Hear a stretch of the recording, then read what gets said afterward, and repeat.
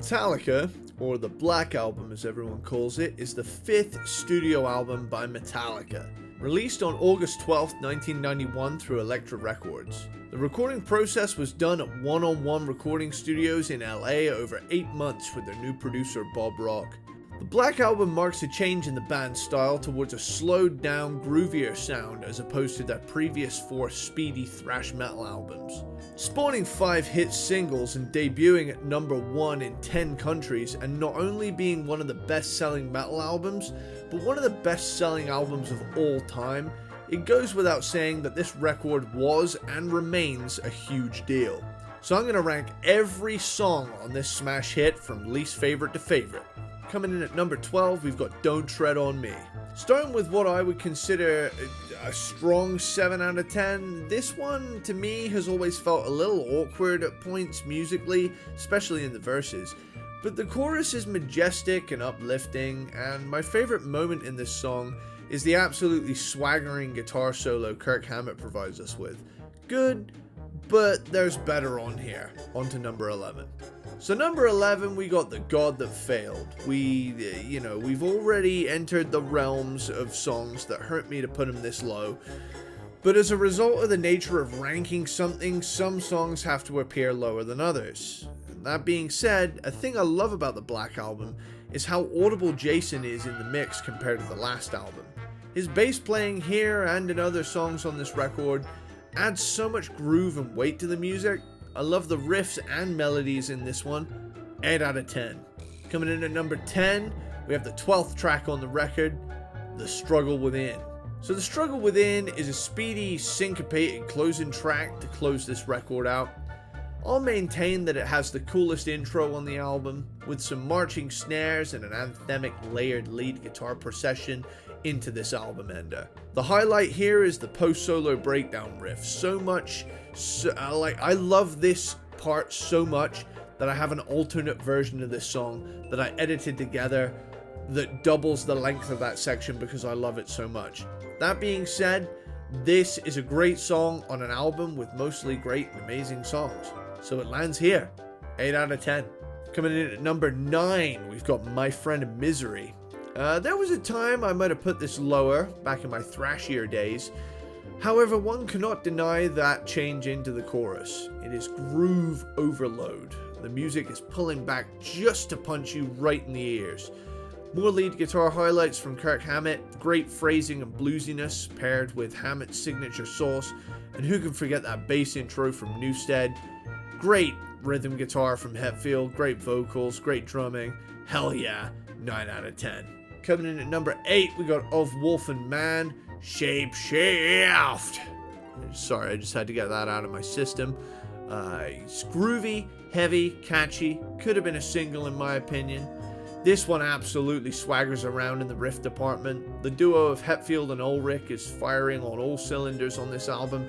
And there's a lot of groove that I feel like a lot of people don't highlight enough about this album. People always say they slowed down and never they grooved it up. A genius move if you ask me. Great song this one, 9 out of 10. Coming in at number 7, we've got Through the Never.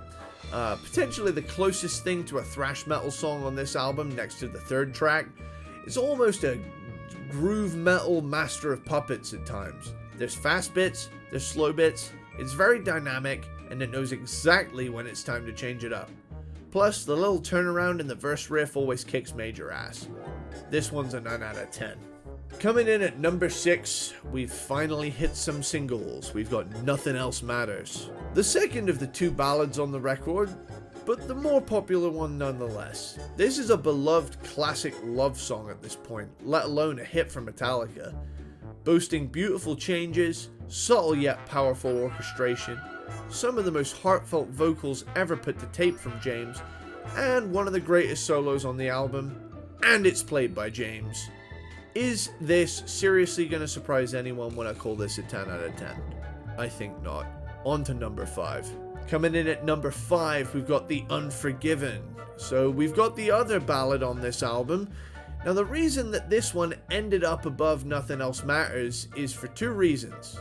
1, it subverts the expectation of a metal ballad by having a loud verse and a quiet chorus as opposed to the other way around, common in rock around that time with, you know, the likes of Nirvana. Secondly, it contains what may be Kirk Hammett's greatest ever guitar solo. It's not overly complex, it doesn't really even contain any shred, but what it does have is complete and total command over the listener when it kicks in. I still get chills when Lars does that drum fill out of the quiet solo and into the loud one. 10 out of 10, you bet. Coming in at number 4, we got Enter Sandman. Sometimes a hit is a hit for a reason. Call it a normie take, but Enter Sandman rewrote the book on what mainstream metal was in 1991. In a matter of just a few years, metal went from big hair, big snare to a combo of Pantera, Alice in Chains, and Metallica's Black Album. The band has closed their sets with this song for over 30 years at this point. If that's not a legacy, I don't know what is. 10 out of 10. Coming in at number 3, we've got Sad But True. Devastatingly heavy, and a hit.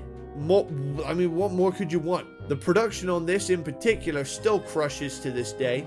Imagine in an era still dominated by the likes of Poison and Motley Crue, and then this drops.